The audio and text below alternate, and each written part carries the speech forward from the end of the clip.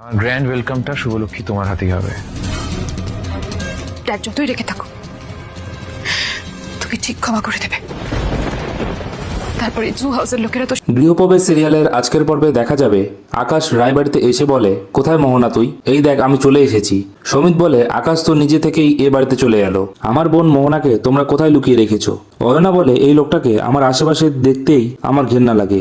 আকাশ বলে, এই তো সামনে দেখতে পাচ্ছি, এটা আদ্রিত রায়। তোমরা কি ভেবেছিলে মোহনার উপর টর্চার হবে আর আমি জানতে পারবো না? আমি মোহনাকে ফোন করেছিলাম, ও চিৎকার করছে, কাঁদছে। কেন হবে এমনটা ওর সাথে? সুমিতকে মারতে চায় আকাশ আর বলে, তুই আমার বোনের হাজবেন্ড তাই না? মোহনার আদরের হাজবেন্ড।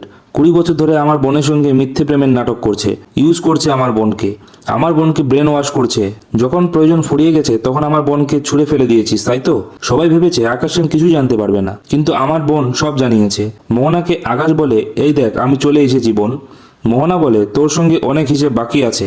পরবর্তী পর্বটি দেখতে হলে অবশ্যই চ্যানেলটিকে লাইক এবং সাবস্ক্রাইব করুন।